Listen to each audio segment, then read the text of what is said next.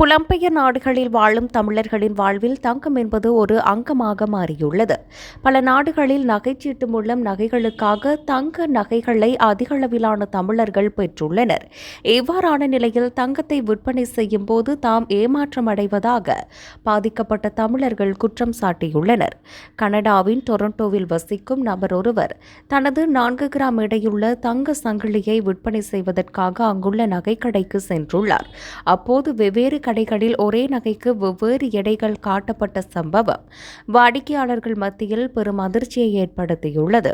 அந்த நபர் மொத்தம் 5 நகை கடைகளுக்கு சென்று தனது நகையை எடை போட்டு பார்த்துள்ளார்.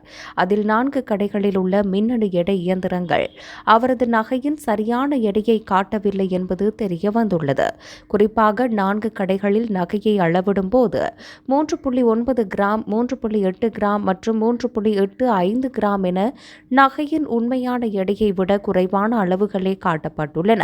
5 நகை கடைகளில் ஒரே ஒரு கடையில் மாத்திரம் நகையின் சரியான எடையான 4 கிராம் துல்லியமாக காட்டப்பட்டுள்ளது. தற்போது சந்தை நிலவரப்படி 0.1 கிராம் தங்கத்தின் மதிப்பு சுமார் 13.68 அமெரிக்க டாலர், அதாவது சுமார் 20 கனேடியன் டாலர்கள் ஆகும். ஒரு கடையில் 0.2 கிராம் எடை குறைவாக காட்டப்பட்டால் வாடிக்கையாளருக்கு தெரியாமலேயே சுமார் 40 கனேடியன் டாலர்கள் வரை இழப்பு ஏற்பட வாய்ப்புள்ளது. நகை கடைகளில் உள்ள எடை இயந்திரங்கள் முறையாக அங்கீகரிக்கப்பட்டு காலிப்ரேஷன் செய்யப்பட வேண்டியது அவசியம். சிறிய அளவிலான எடை குறைப்பு கூட அதிகப்படியான தங்கத்தை விற்கும் போது அல்லது வாங்கும் போது வாடிக்கையாளர்களுக்கு பல்லாயிரக்கணக்கான ரூபாய் இழப்பை ஏற்படுத்தும்.